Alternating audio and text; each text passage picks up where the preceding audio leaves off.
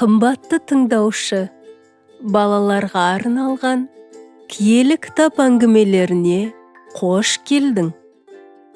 Көбірек киелі кітап әңгімелерін тыңдағың келсе, арнамызға жазылуға болады. YouTube'дан көріп жатсаң, лайк басып, жазылуды ұмытпа. Бүгінгі әңгіме киелі кітаптан болмақ.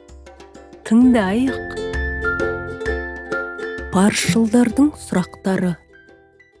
Паршылдар мен дін басылары Исаны көре алмай, одан қорқатын. Тіпті оны жек көріп, өлтірмекші болды. Олар Исаға тұзақ құру үшін көп сұрақ қоятын. Ал ол үнемі даналықпен жауап қайтарып отыратын. Мейірімді самариялық.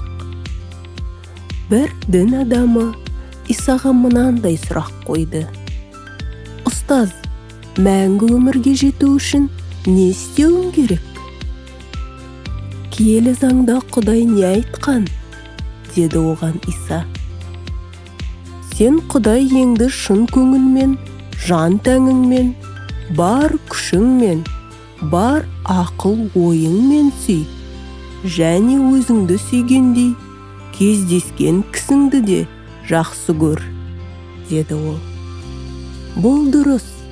Осылай істесең, мәңгі өмір сүресің. Бірақ бұның нақты мәні қалай? Кездескен кісі деген кім? Деп сұрады діншіл. Сонда Иса оған осы әңгімені айтып берді. Бір адам Иерусалимнен Ерихо қаласына төмен түсіп бара жатыпты. Жолшыбай оған қарақшылар тап беріп, оны соққыға жығып, тонап кетеді.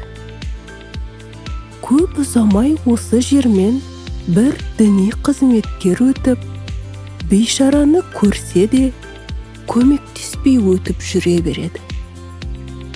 Сосын халыққа киелі заңды оқытушы, бір ғибадатхана қызметшісі де сол жерден дәл солай өте шығады.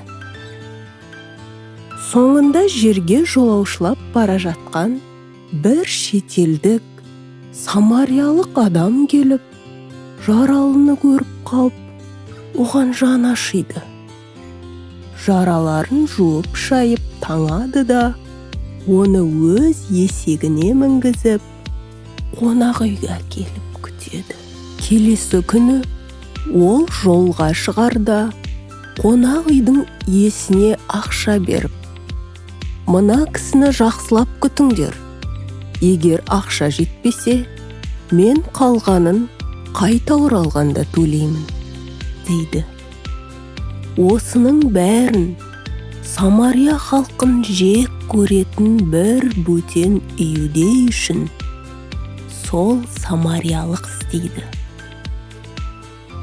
Енді Иса сұрақ қойған адамға бұрылып, жолмен жүрген 3 адамның қайсысы жаралы адамға кездескен кісі болды, деп сұрады ол.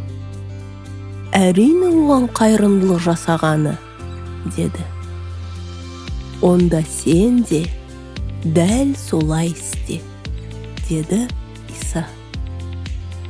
Паршыл мен салықшы. Бұл әңгімені Иса өздерін артық санап, басқаларға менсінбей қарайтын тақуа адамдарға айтты. Екі кісі дұға етуге ғибадатханаға барады. Біреуі паршыл, екіншісі әділетсіз салық жинаушы екен.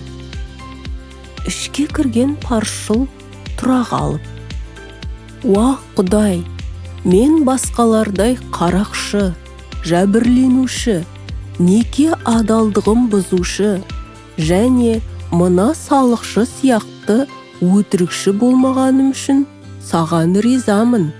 Мен ораза мен қайыр садақаны мүлтіксіз орындаймын», деп дұға оқиды. Ал салықшы алыста тұрып, Құдай алдында ұялып, назарын көкке көтеруге де дәті бармай, былай дейді: «Уа Құдай, мен күнәкармын, маған рахым ете көр».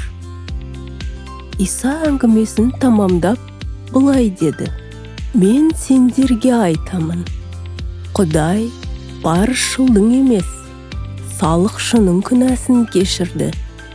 Өйткені өзін жоғары санаған әркім төмендетіледі, ал өзін төмен санағанды Құдай жоғарылатады». Иса және балалар. Батасын берсін деп, адамдар Мәсіхке балаларын алып келді. Шәкірттері оларды Исаға жібермей қойып, «Ол шаршады, мазаламаңдар», деді. Ал Иса келгендерді шақырып алып, «Балаларды бөгемей маған жіберіңдер. Кім Құдай патшалығына енгісі келсе, сол Құдайға бала секілді сеніп келу керек», деді. Осы киелі кітап әңгімесін тыңдағаның үшін рахмет. Жүрегіңде санаңда қалсын. Кездескенше.